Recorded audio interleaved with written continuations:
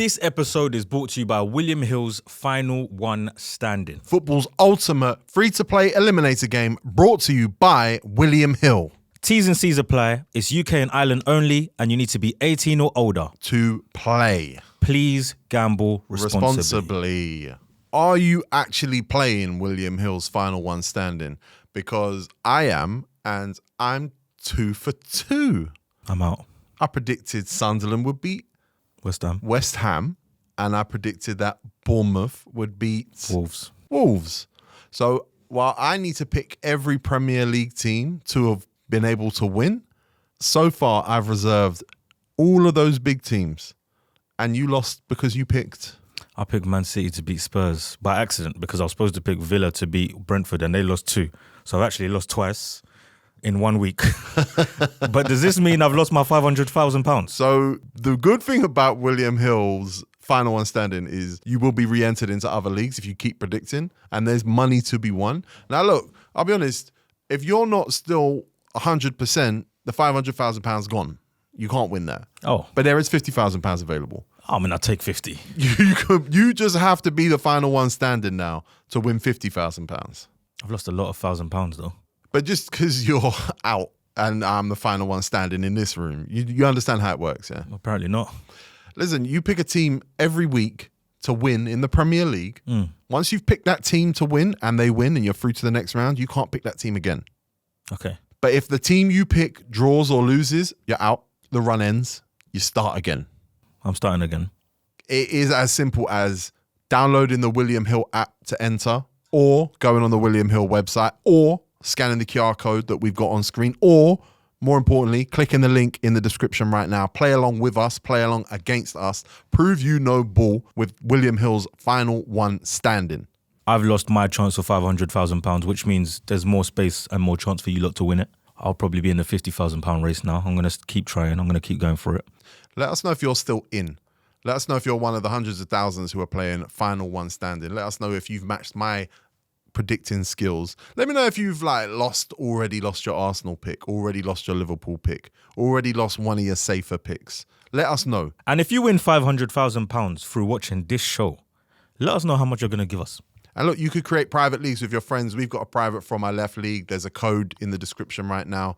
It just lets us know who knows ball, who's involved, who actually has some ability to see beyond the obvious, see beyond the odds. Me picking Sunderland over West Ham, come on, people. That's levels. That's high level, Final One Standing picks. And if you're watching this right now, make sure you get your pick in before the deadline, which is the first kickoff of the weekend. We're going to help you make your pick. You can follow some people who are still in the game, or you can follow other people who aren't in the game. But we're going to help you make your pick. Make sure you get it in before the game week starts. It's important that you still listen to me because I'll tell you what not to do now.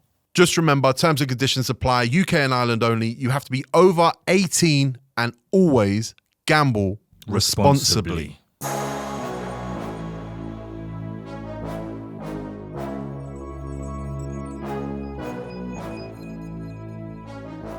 We were going to do an episode of Rants today, and I had notes on 3 topics.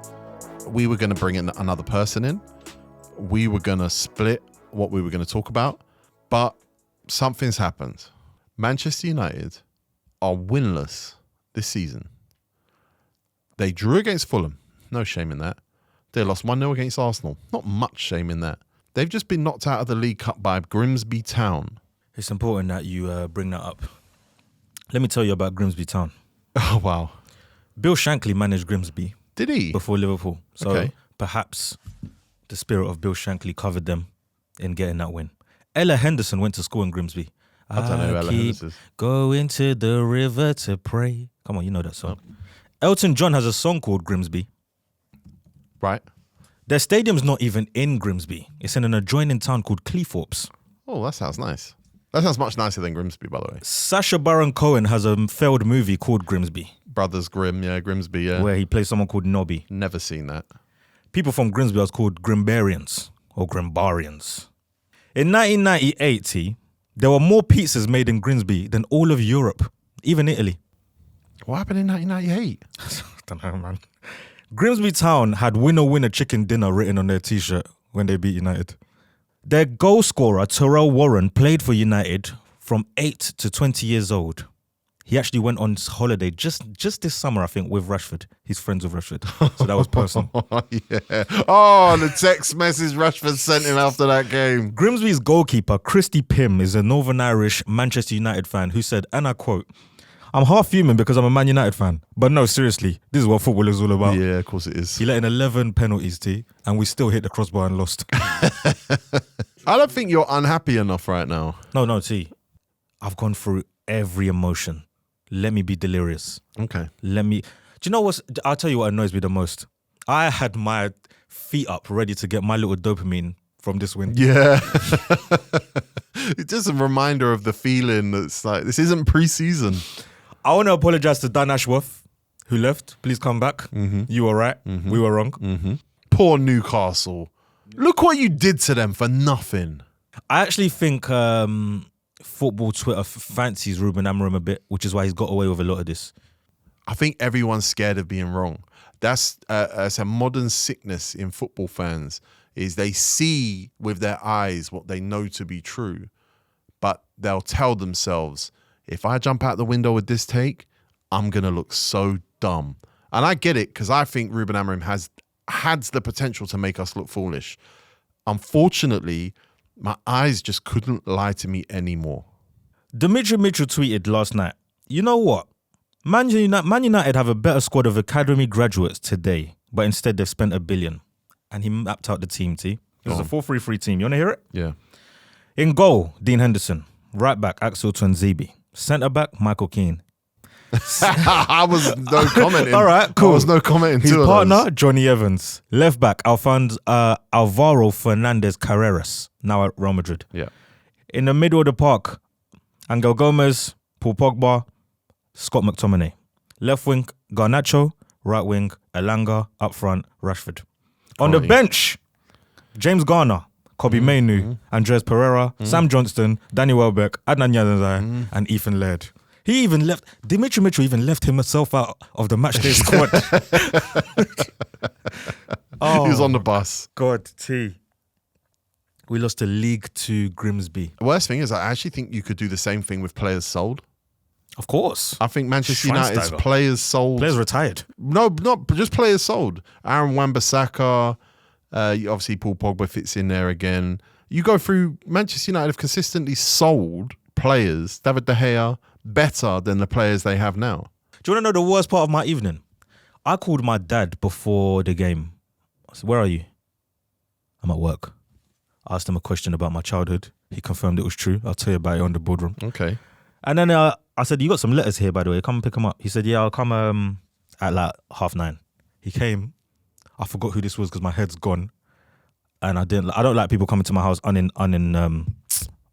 Okay. Anyway, I open the door. It's my dad. He comes in. He gets his letters. He goes, "Oh my God, you're not losing to Newcastle. Why are you paying Newcastle?" Oh, you wish. See, I didn't even correct him. Get out.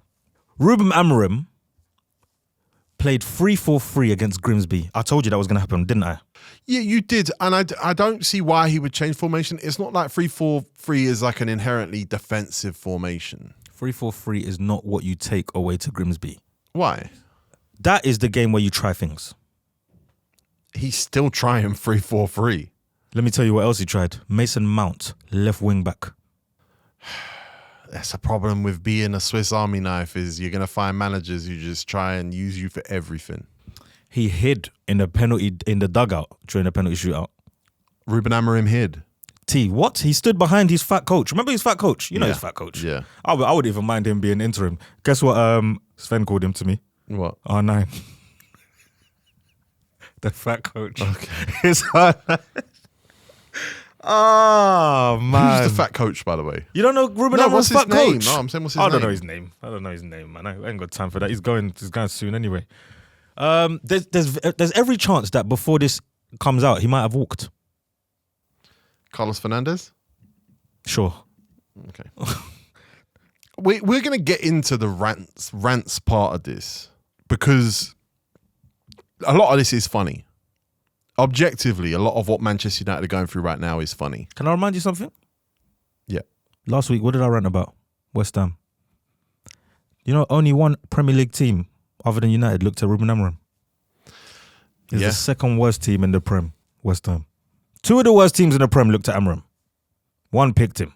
Because I want to join you. I want to bash Ruben Amorim. I've been doing it for weeks. You'd love to bash him.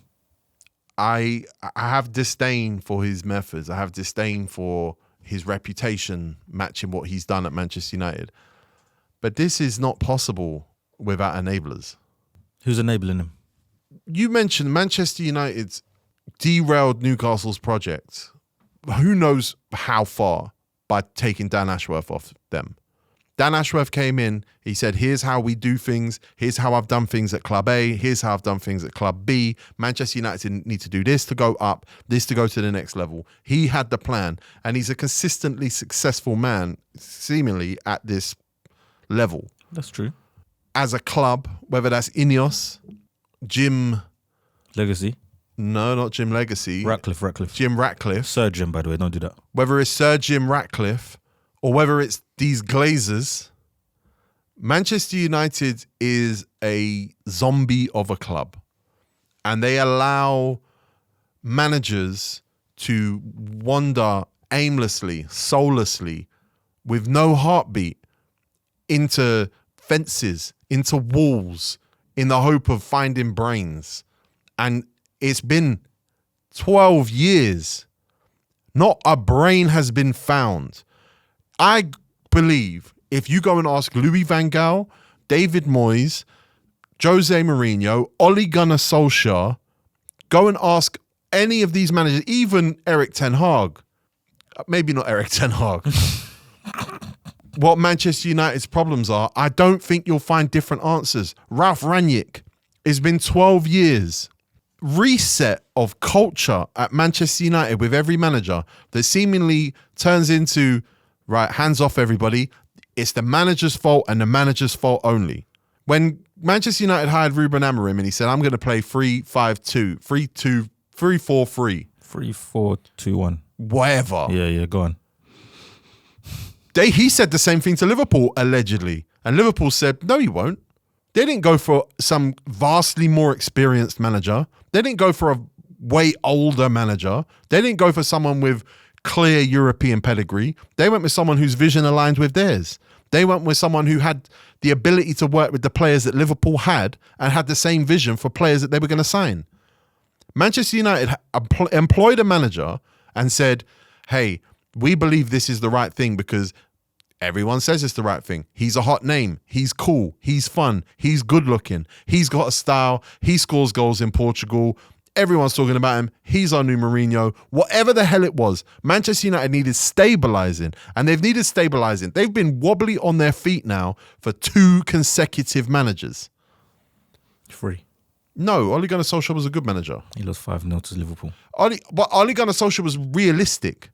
Ole Gunnar Solskjaer knew where Manchester United were, knew how far away from the teams above them he was, and yet consistently fought for you to be a Champions League team. He bought Ronaldo.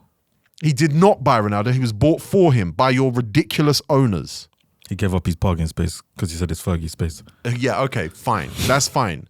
But again, at least it is an homage to the last time Manchester United had a brain.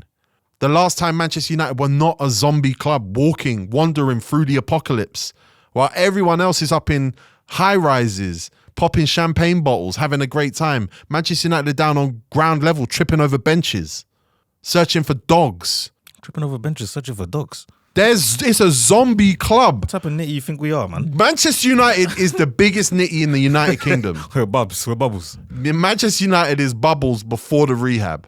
It's not just your dumb manager's fault. And I know Manchester United fans have got a lot of stick over the years, green and yellow scarves, Glazers out. But my problem is you lot's ability to reset your brains every time the smallest shift happens. Oh, there's a new PDF of a stadium. We're back. It's dopamine. I need it. There's a new manager. We're back. Dopamine. We just signed 2 players from the bottom half of the Premier League table for a combined £120 million. We're back. Dopamine. We just signed Newcastle's director of football. We're back. Of course. You got Sir Jim Ratcliffe out here telling poor people they shouldn't wear colourful clothes because they can't afford to. You got this guy in charge firing people, earning £8 an hour, telling them we can't afford you and Garnacho. Cost cutting. Manchester United is a zombie club and it's rotten. And I know it's a cliche for like a clickbaity Manchester United fan to say, but somehow the culture upstairs at that club, somehow, whether it's the Glazers, and it is, whether it's Ineos, and it is, whether it's Sir Jim Ratcliffe, and it is, whether it's Ruben Amorim, and it is, the club is broken, and you're seeing it on the pitch. 0 minutes from a United Academy player in the first 2 games. Man United fans, you can't tell me that's not significant. That's disgraceful. Who cares about that now? Bro, it's showing. Look at the games. Look at what you're seeing on the pitch. It matters. Kobe played in that game. Who cares about that now? Yeah, but Ruben Amorim came out at the end of that game and said the players have sent a message. They did. Yeah, what did they say? You. But he's not saying that. He's saying the players are saying switch the formation. Yeah, switch it. You've had a whole pre-season. Switch it, bro. It's not working. You're going to change your entire system after 3 games because you just lost to Grimsby because nobody had the power to tap you on the shoulder 6 months ago, 4 months ago, 3 months ago, 2 months ago, 1 month ago and say, Ruben, this don't work. Who's everyone? Everyone because you don't have the power to tell him. I don't have the power to tell him. So who Adam McCullough doesn't have the power to tell him. Saeed doesn't have the power to tell him. Sir Jim Ratcliffe, Ineos, Dan Ashworth, wherever you are, Dan Ashworth, call Ruben Amorim today. Dan Ashworth, say, I'm coming home. And how do you know they didn't? He should have been fired if he said no, Jordy. That's how football works. But that's what he might get fired now. But he's saying I'm going to change the system. No, he didn't say that. He said that Manchester United will not play 3 at the back with 4 in the midfield against Burnley. You will not. That is the message he sent. Manchester United fans got excited after that game because they thought Ruben Amorim said he's quitting Manchester United. That is not what he said. What he said is, okay, guys, I get it. 4 at the back. That first goal, that chop over the defense to the back post, that was a 3 at the back goal to concede. He looked at that and the players all looked at that and said, boss, it's broken. I think he leaves international break, which is after the Burnley game. And then what? Let me see. Probably pull Glasner for a chat. Nah, stop just saying managers' names. So what should I do? We need a manager. It's clear what you need is not a manager. Well, no, T. If we sack a manager, we need a manager though. So I'm going to say a manager's name. Glasner. You're out. You're not out of the Carabao Cup. That's one route to Europe. No, is it? Carabao's not? Yeah. Is it? Yeah. Wow. Goodness gracious. Then the FA Cup or top 8. FA Cup or top 8, man. How far away from the top 8 teams in the Premier League are you right now? Oh, no. United are knackered. I don't see United beating Burnley. United are knackered. Did you see that rain? Yeah. That's Judgement Day Rain, by the way. Yeah. You can't lose 2-0 to Grimsby and be raining like that. You got to have your hand on your chin and thinking about your next moves. I think it was 2014, you sent a lot of young players to Milton Keynes and lost 4-0. Bedekofobe scored twice. Will Griggs scored twice. That was Louis van Gaal. It was Louis van Gaal. I think you lost to Leicester not long after that. 5-3. Yeah. With 3-1 up. Angel Di Maria. And things needed to change. Objectively, Manchester United have a better team today than they had in 2014. I think De Ligt is I think De Ligt's class. I think De Ligt's been your shining light this season. I think Luke Shaw's still there because he's your greatest ever player, apparently. He'll do 20 years at Manchester United by the looks of it. Bruno Fernandes gets into that team. And Mbuemo and Cunha get into that team. I'm trying to remember that team. There was Di Maria, Falcao, Rooney. Not really Rooney, not really Falcao. Okay. Di Maria, I'll give you. Van Persie? Not really Van Persie. No, it was 1 year after that league win. Nah. Yeah. Nah. No, it wasn't. You're right. No, it wasn't. He might even be gone by then. It was 2 years after that league win. Yeah, you're right. Grimsby beat you the way Marco Silva said he got his draw against you. And this is what happens in the Premier League. 1 minute, you're looking at a result and saying, oh, that's a good result or that's not too bad. The next minute, you're 2-3 games down the line, you look back in time and say, whoa, that was a bad result. Fulham already are looking at drawing against you and saying, we're so dumb. We just needed to keep going. Yeah, Fulham are dumb though. Grimsby did what we said we were going to do, and Grimsby did it with full effect. They stuck it on Onana in the corners. Exactly. The worst keeper in keeper history. And whose fault is that? Ten Hag's. Well, he's an Ajax player. So yeah, probably. But why is Ten Hag allowed to sign goalkeepers? What? It's 2025. Oh. You had Dan Ashworth, who would stop you from making stupid, rash, ego decisions. Buy the right player for the right fit, for the right moment, for the right time. Not, let's go get Ugart. Like, I still need some sort of PDF, throw it up on a PowerPoint, show me exactly why Ugart was signed. I thought he was alone, you know. Ten Hag said he was going to make them winners. Well, you got to talk up your signings. He said it in front of people, to him. Do you know what Man United would call him PES3? Trad Bricks. I think that's what we should call him until they're back. Trad Bricks or Man Red. Forget Manchester United. The stadium's in disrepair. Or they're building a new The stadium. tea lady's getting sacked. That's a fact. The club are not in Europe. That's a fact. The club are out of the Carabao Cup. Yes, indeed. And we play 3-4-3. The club have the worst goalkeeper rotation in the Premier League. And we play 3-4-3. You should have gone for Dubravka.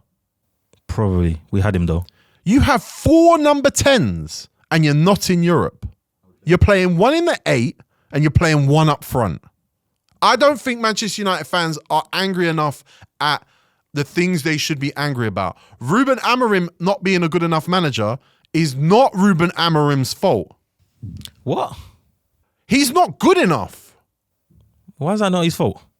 Because he didn't hire himself. He did not make himself Manchester United manager. He's never lied to you. He's never told you I'm the best. He's never said we're going to do this and we're going to do that. He said before the game yesterday, this team is not ready to play in Europe. He's honest with you. So we're signing Ten Hag the board's fault too? Yes. So what? He wasn't good enough either? No. So how do you know when someone's good enough? You have people who know what they're doing, employing people. Oh, man. You had a guy who told you, here's who you employ, and you fired that man. So we've never had anyone good enough? You've had people good enough, yeah. Like who? Louis van Gaal's good enough. He wasn't though. But again, the structure around him wasn't correct. Jose Mourinho was obviously good enough. By the time you put someone in charge of the technical dealings of your club... That's his last good job, by the way. Yeah, I'm not a Jose Mourinho guy. Okay, Don't get cool. me wrong. Okay. And who knows how that could have turned maybe if things had felt differently. But it is what it is. That by the time Manchester United accepted, you know what? We can't make these decisions unilaterally. We need someone with the expertise, the track record, and the skill to run the football operations of this club. You lost your manager. He said, do this, don't do that. And you said, you. We'll do what we want. I think Dash gets us to Europe. Who are you angry at? Because for me, bro, I'm clear. It's 2025. The wall is broken down. We know what director of footballs, technical directors, director of football operations, we know what the responsibilities of these people are. Manchester United is a crumbling organisation that pretends to be modern, that pretends to be up to date. The Dan Ashworth move is a disgrace and it is undercut 10 years of Manchester United development. You could be angry there. Cool. Forget that though. Because on the pitch, 11 players went out 4-3-3 and didn't manage to beat League 2 Grimsby. I was about to say Burnley. Our striker Sesko took this 10th pen. Yeah. Yeah. The Kobe, who he should play. I didn't see it against Grimsby. Yes or no? Of course, but we've said from day Bruno one, had to come why on is again. Kobe playing in a 2-man midfield? See, exactly. So we're back to Ruben. Yeah. That's what I'm saying. I'm angry at these players that come on the pitch and lose to Grimsby. Before I can be angry at Ineos, cool, whatever, you lot are wonderful. 11 players should beat Grimsby. Them 11 players should beat Grimsby.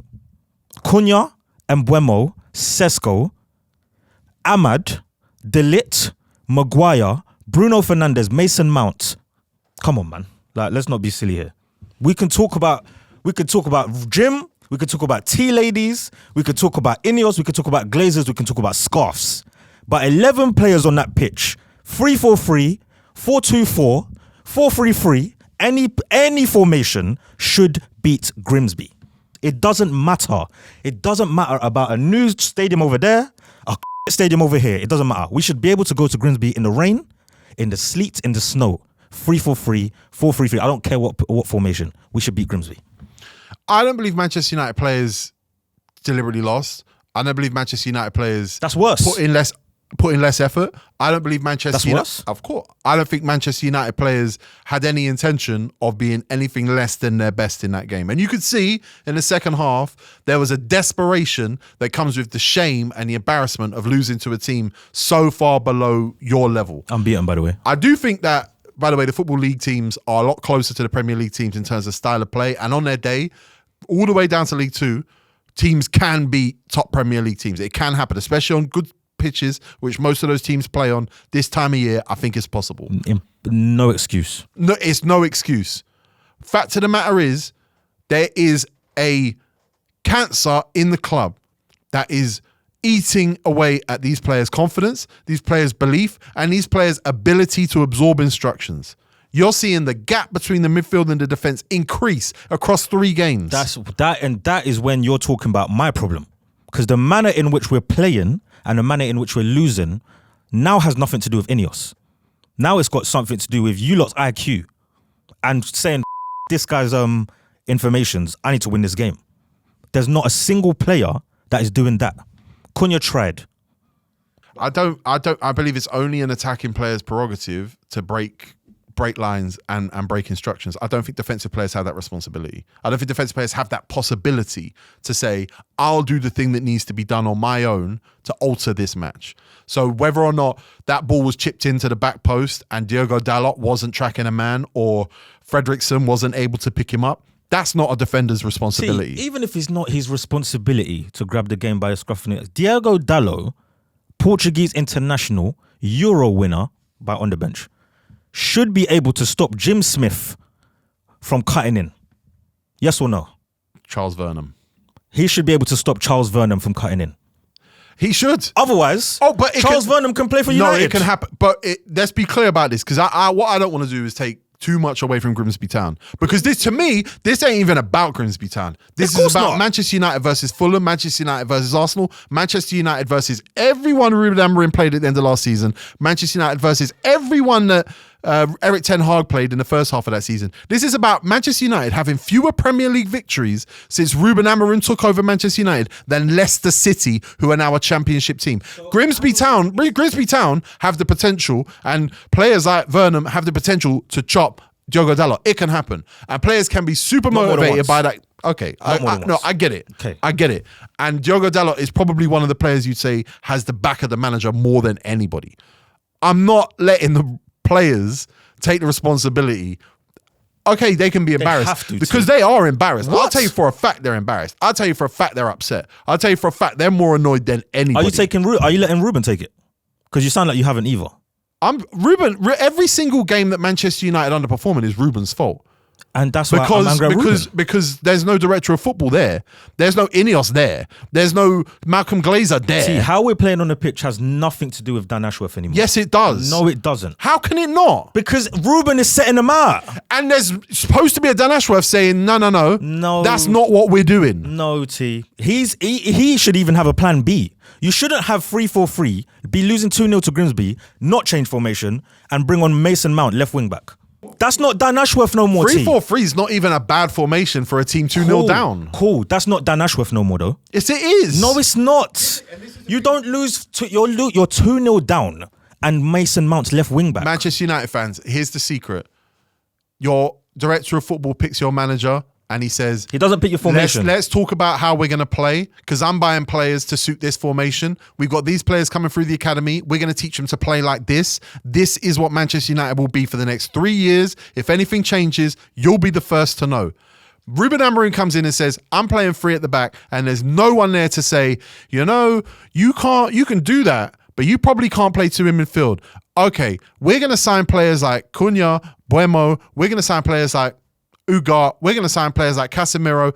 None of these players are going to suit an overall system, whether that's 4-3-3, whether that's 3-4-3, whatever that. None of these players match each other. But Ruben Amorim is put in a situation where he's told, you're the truth, you're the future, you're the prodigy, you're the new Mourinho, you're the new Guardiola. He's got his system, he's got his style. He believes his system and his style will work.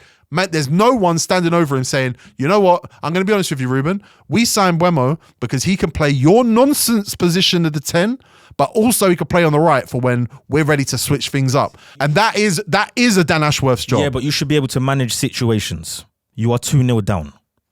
Like, scale it back to the game. Stop talking about Ashworth, please. Ruben Amorim is 2-0 down, is pissing down with rain. Change the formation. Put 3 in midfield, you're getting overrun. What are we talking about? Why are you not changing formation? I hear it. Come on, man. I just don't think that when you're 2-0 down... You're giving him too much leeway. I don't think when you're 2-0 down, 3-4, 2-1 is a bad formation. And I think that's the thing about Manchester United is the more you play like that, the more you're going to feel 2-0 down. You're giving him too much leeway. Ruben Amorim, go home. Do the club a favour, go home. You're not good enough. You're giving him too much With the leeway. right director of football, with the right staff, who knows?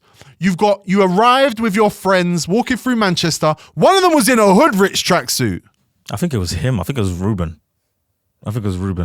Your manager wears Hoodrich. You like him. You said keep him. I don't like him. Yeah, I don't. Listen, you keep talking about Ashworth. I want this Ruben guy to let's be cut. clear. I'm just saying, point your guns where they need to be pointed. Ruben Amorim. Ruben, go home. Is the gun. That's Ruben, what I'm putting my gun. Get out of here. That's what I'm putting my gun. Eric Ten Hag, never come back. Never. If you ever draw Manchester United in European competition, somehow you're managing a team in Europe and they're in Europe. Somehow. Don't go. You don't deserve to be at Old Trafford. Eric Ten Hag. Ruben Amorim, go back to Portugal, figure it out. If you ever draw Manchester United in European competition, don't go. You have humiliated yourself in that stadium. You've humiliated yourself with that badge. Me. I'm in 6 group chats getting killed. You humiliated me. My dad thought we was losing to Newcastle. I saw a tweet saying Juventus are playing well. Bro.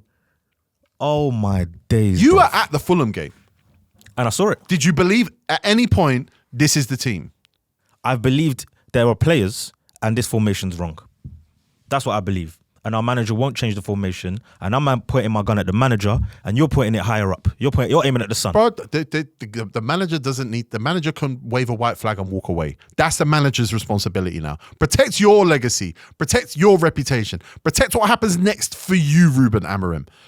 The thing you don't get, the thing you need to adjust to is when Ruben Amorim goes, you, Jordy, you, Manchester United fans, you, X, you, Instagram, you, TikTok, you don't pick the new manager. Who does? Who picks Manchester United's new manager? And then who decides how they play? Who decides who they buy? Who decides what the plan for Manchester United is in 2 to 3 years? It's not Dan Ashworth. It's not Berta at Arsenal. It's not the people at Liverpool who have proven time and time again that they can revolutionise, they can evolve, they can do everything properly from a position of weakness and from a position of strength. You are handing over the keys every single time you sack a manager to people that have proven time and time again they can't drive. You can't be angry at Ineos for Ruben playing like that against Grimsby. Yes, I can. You can't. Yes, I can. No, you can't. Yes, I can. No, you can't. Who is the person who chooses your next manager? Who is the person that sets guidelines for Ruben Amorim? It is not 1998. Managers are not unilaterally powerful. This weekend against Burnley, he plays that same formation, that same stupid performance happens. You're going to aim your gun at Ineos instead of Ruben. That is called suicide by cop. That is He's going to do it, Yeah, then that is his farewell letter to Manchester United. So why are you angry at me aiming my gun now? Because he's doing it himself. So you I'm are wasting shots. When he goes, if he plays 3-4-2, if he plays 3-4-2-1 against Burnley and then ends the game no longer the Manchester United manager, then what? Let me aim my gun here now. Yeah? When he walks, now we're talking to Ineos. Of course. So you got... Of course. And what are you saying to Ineos? Who's next? Why? Pick right. No. What do you mean why? There needs to be someone next. What do you mean why? What should I ask Ineos, Who upstairs knows anything about football has the power to make a decision about the future of the biggest club in the world? That is what's for next. 12 years. That's the same question. I'm not talking about a manager. We need a manager when a manager leaves. I think the last thing you need right now is a manager. So what are we going to do? Bruno going to be player manager? You might as well be. Let's be realistic now. Can we be realistic? Yeah. Go get someone interim for the end of the season, reset the culture. Interim Go and get in August. Go and get a director of football and someone and empower someone, pay them the right amount of money, give them the right amount of responsibility, and get Manchester United to be a proper football team in 2025. You are not making sense. That doesn't make sense. You're not making sense. Why does that not make sense? You want an interim in August. Yeah. All right, who's going to take that job? Who's going to say yes to that job? Ole Gunnar Solskjaer gave up his parking space for Fergie, who doesn't use that parking space. You're not asking Manchester United to win the league now. It's different. We're asking Man United to set up. Times have changed. Manchester United now, in 2025, need to be realistic about how far away they are You need to be realistic. How far away they are from Tottenham, who they just lost to in the Europa League. Aston Villa, Newcastle, Nottingham Forest, Manchester City, Arsenal, Liverpool, Chelsea. That is who Manchester United need to be realistic about. You need to be realistic too. You need to be realistic too. We're not going to get a manager on loan until the end of the season. You've done it before. To get a manager. You've done it before. We've done it before. Not at the start of the season, T. And the mess that is there now. Anyway. You need and we kept that manager anyway. So what? If it goes well, we keep him. You kept Ralph Rangnick. We kept Ollie. Ollie was on loan. Ralph Rangnick was your last. Ollie was on loan. He was technically on loan from Malta. He was, yeah. Come on, man. That's not going to make sense, T. Manchester United need to not rush whatever decision they make next, and you need to. And Manchester United fans need to demand that the person who makes that decision about who your next manager is, about what the vision for Manchester United as a football club is a football person with football experience. You just said it yourself. I think they are not rushing it. You said it yourself. They've signed players that can actually play the next formation. They didn't think it would be 3 games. They've signed players. They didn't think it would be 3 games. No one thought it'd be 3 games, but we're here. He's got to go. He's got to go. And who has the power to hire the next manager? Well, let's get this guy gone first. Ruben Amorim, you seem like a nice guy. You shop in foot asylum. It's time to go home. Lisbon's beautiful. I love Lisbon as a city, by the way. Fantastic. This time of year as well is unbelievable. Too many hills. Lisbon is a city for every season. Beautiful. Too many hills. Go home, slow down, reconsider, and think, I probably need someone above me who can help guide me to make better decisions. That's my argument. Manchester United, find that person. That's next. That's next. First. No, it's not first. How do you employ a manager with no vision above him? That's not first. Ruben, get out, brother. Get out, brother. First, move. International break, we look around. 1,000,000% we look around. And for what? And who is we? What do you mean for what? What? Like, I don't understand. Am I talking Arabic? What do you mean for what? What do Manchester United need in a manager if Ruben Amorim goes tomorrow? A guy that's got a clear style of play. Mm-hmm. A guy that is adaptable in formations. Mm-hmm. I've already identified 2. Go. Iraola and Glasner. Okay. Windows closed. What do you mean windows closed? Transfer window's closed. By the time you said this, transfer window's closed. Yeah. They've got no ability to adjust what's going on the pitch. Glasner came with no window to Palace. He didn't go to Manchester United. Glasner came with no window to Palace. Glasner is easily the quality of coach that you need. If we're going to keep this stupid formation, he's probably the best manager for that. I don't know what, we're running out of. Glasner might be frustrated at Crystal Palace. He's super frustrated. He might want an opportunity at a bigger club. He does have eyes, and he has just seen the 12 years you've just had. He has just seen Erik ten Hag. He has just seen Ruben Amorim. And he does see a vacant seat above him of someone who's going to say, bro, focus on getting the results on the pitch. Focus on the players. Focus on who's coming through the academy. Focus on your job as a football guy. I'll do the rest. He's looking for that at the biggest club in the world.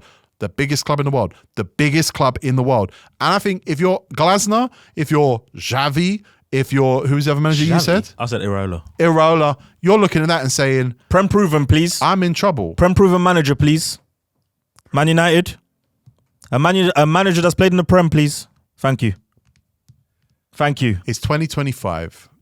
You're seeing the value of directors of football. You're seeing the value of director of football operations. You're seeing the value of taking half of the responsibility of a 1998 football manager off of the manager himself. You're seeing it, whether it's clubs that have been directed brilliantly like Forest, directed brilliantly like Fulham, directed brilliantly like Bournemouth, to high turnover of players, high statistical decision making.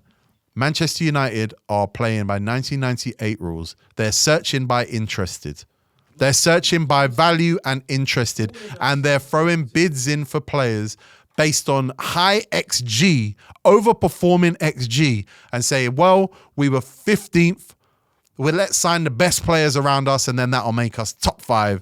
All of that sounds Manchester good United are a team in the past, and it doesn't mean your manager takes responsibility for every single bit of this. Perfect. All of that sounds good. XG, whatever players. There are 2 best players, by the way. But you can't lose like that to Grimsby. That's the manager. Yes, it's the manager. All of that sounds good. So what, are you going to beat Burnley? Final one standing. You've got a bad record right now. Final one standing. You haven't backed against your own team yet. Because I typically don't do that. I just ignore it. You have to at some point. You know what? I'm going to back Manchester United to beat Burnley. If Burnley beat Manchester United, they should take Old Trafford and we should take Turf Moor. I'm telling you now. I'm backing, my final one standing is backing Manchester United to beat Burnley. It won't be sexy. It won't be sexy. Will it be 4 at the back? It won't be 4 at the back.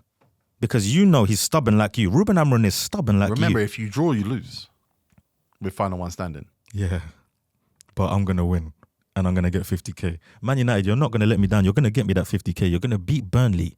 And if not, you are taking Turf Moor and they're taking Old Trafford. Remember I said that. I'm going to decide whether or not I'm going to back Burnley in final one standing right now based on your ranking of Manchester United players in the squad right now and out of 10, how you think their Manchester United careers have gone so far. Based on what you've seen and their quality, not their reputation, not their international records, not how much you signed them for, what you think of them as Manchester United players. Can I foresee things? No, everything is about what they've done so far. Oh, it's going to be low. Andre Onana, out of 10. 2. Do you think he starts against Burnley? No. The Altay Bayindir. 3. But only because Onana's so bad. But I think he does start against Burnley. Should Tom Heaton start against Burnley? Tom Heaton used to play for Burnley. Yeah. So maybe. But he's a... Ooh! Tom Heaton should start. Tom Heaton's Manchester United career. Tom Heaton It's should not a 3. No, it's not a 3. It's probably a 6. It's probably a 6. Lenny Yoro. Out of 10. 5. I like Lenny Yoro. 5. But He's fell on hard times and he's still not won against the current Premier League team. when he started. Lisandro Martinez. 6. He's short. Take injuries into account. Yeah, exactly. And red cards. Yeah. Matthijs De Ligt. I liked him this season, you know. I think he's been good. I'm going to give him a 6 as well. I'll give him a 7, you know. Okay. Injuries hurt him and that you have to allow for an adjustment period. You can see he's one of the top centre-backs in the league now. Generous. I liked him though. And he's only 26. I like him. 6. Harry Maguire. 8. Oh, no way. Come on. All things considered, he's been there in the lowest of low times. He's also given me such dopamine hits Yes. that I can't do that to him. That's a 4 at best. 7 then. 7 for Harry Maguire's Man United career. 7. It's better than his Leicester career. Patrick Dorgu. Oh, I haven't seen him swing a crossing. I've seen him. He had some ropey crosses yesterday. 4. Luke Shaw. 7. 7. It got bad now. It's been bad at various points. Do you remember when he was on form and broke his leg? Yeah. That's 2014. He was Yes. he was fantastic then. And then, We won Europa. okay. Won FA Cup. Won Okay. Carabao. And that's all him. 7, man. 7 for Luke Shaw. That's our best left back in the last 10 years. Diogo Dalot. 5. 5's probably fair. 5. I don't like him. Noussair Mazraoui. Oh. It's hard to judge this guy, you know. But I'm gonna give him a 4. I think he's good, but yeah, it's hard to see beyond Yeah, the 4 because 4. he's only been here for a bad period of time. Alejandro Garnacho. 7. It's probably 7 or 7. 6, isn't it? He's probably up there with the He's highest scored in the performers. final for us. He's been our top scorer before. Like, come on, man. Do you now hold on to him for the next manager? Scored an overhead kick. That is a great question. I'm probably gonna say no. You not got a lot. You can't trust anyone with the money. You need players now. You're not gonna sell him for 50 and then go spend 50 for Ruben Amorim. Well, actually, we're getting linked to 40. Cool, but now Ruben Amorim's probably a game away from being fired. What's the point selling him? Honestly, that's a tough question. I just thought about. You just made me think about that now. Would I sell him or keep him? But he's done some mad stuff. He's got to go. It's beef. Jadon Sancho. 4. Do you keep him? No. Bryan Mbuemo.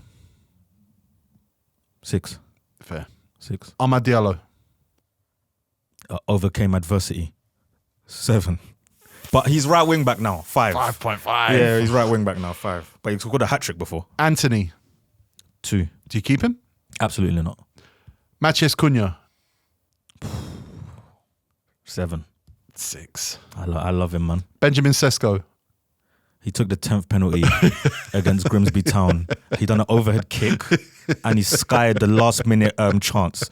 So right now it's a free. Right now it's a free. You'll be all right, Sesko. You'll be all right. Rasmus Hojlund. 4. Do you keep him? No. Joshua Zirkzee. You know I love Xerxes. So out of 10. You know I love Xerxes. He looked good against Grimsby. I'm going to give him a 5. Chido. Chidowi Martin. Jesus Christ, man. Is that fair? No, not really. No, leave him alone. You just run out of players. And you didn't here. say Aiden Heaven either. I know, because I didn't want to. Yeah, no, leave Dev 2 out of it. All right, fair enough. Listen, the fact that you've only got like 3 players above a 7, one's Garnacho, one's De Ligt, one's Harry Maguire. Yeah. Crowd, by the way, do the same thing in the comments, Yeah, please. do a ranking. They're Do the same only thing. their Manchester United careers so far only. You can only base Cunha and Mbuemo of what you've seen across 3 games, but rank them out of 10. Based on what you're saying, I think Burnley are going to draw against Manchester United. So my final one standing, I can't Back that game. I can't back that game. Okay. I'm going to have to go elsewhere, find a team that I haven't backed yet, and I'm going to back Newcastle to beat Leeds United away. Oh, you are so safe. That's safe. Yes, it's safe. Newcastle have not won a game this season. Newcastle have won, though, in their heart. You know what I'm talking about. They've put in spirited performances. And this weekend is going to come good. And you know that. You think you're so smart. See, I want to go Brighton versus Manchester City, but it's going to be a draw. Yeah, do it. It's going to be a draw. Why would I do that? Okay, then go bigger. Bigger stake. Come on. No, nothing is realistic, Jordy. Nothing is realistic. I'm going to go You with... would never touch Anfield. My final one standing is going to be Jordan Henderson going to Sunderland and getting a win for Brentford. This is a tough game to call. I think the odds are probably on Sunderland's side.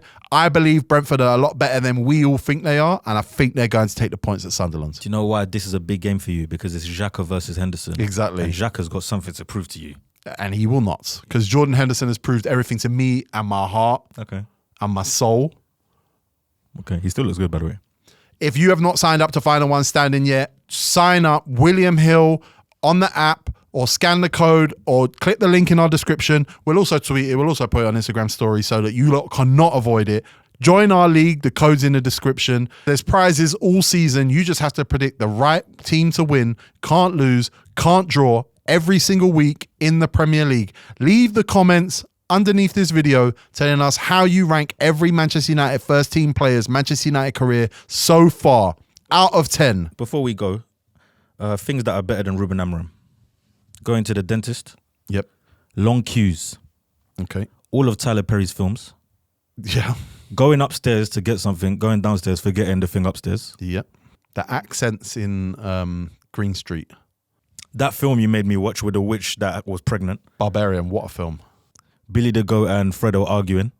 Miles' pronunciations. Oh, yeah. Specs' timekeeping. Specs his timekeeping better than Ruben Amorim. Your NFL shirts and your trainers, the Pikachu trainers. Ohio State, somehow better than Ruben Amorim. Yeah, man. Crowd, let us know what's better than Ruben Amorim, please. Let us know in the comments, please. Jordy, I'm not happy with you. I'm not happy with you. From my left, this has been Rants. We'll see you next week.